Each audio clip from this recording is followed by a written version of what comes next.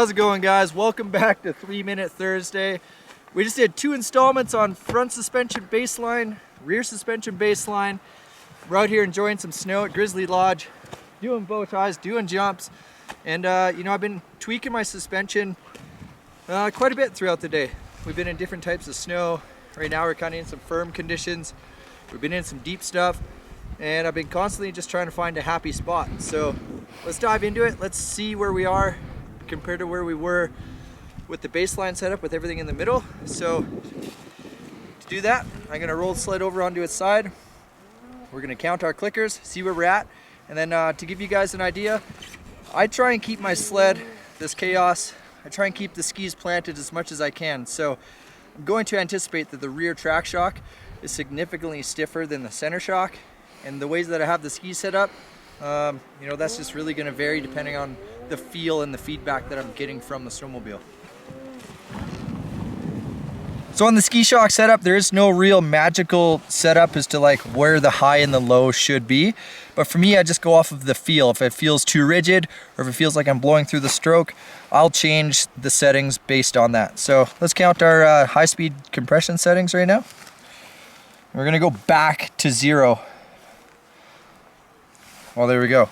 I'm pretty much at 0 on my high speed, and then we'll go back to 0 on the low speed.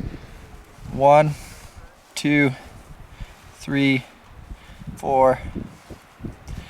So I was 4 clicks in from 0 on my low speed.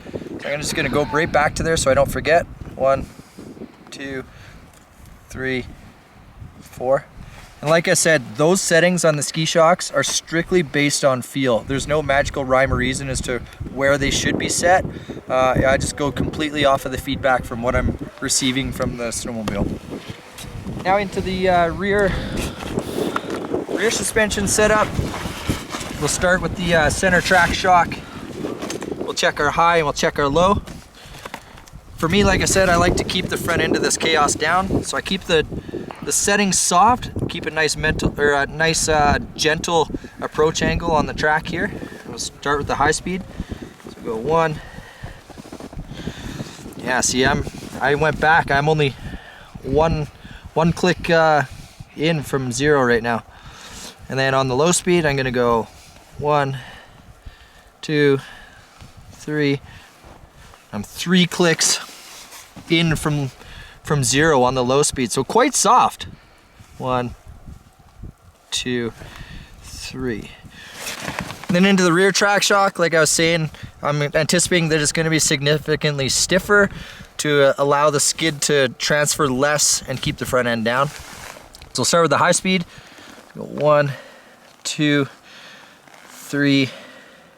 So I was 3 clicks in from 0, so I'm gonna just 0 it back out, or put it back to where I had it. 1, 2, 3.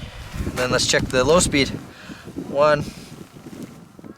I was only 1 click in on the low speed. So, the snow conditions today are quite firm.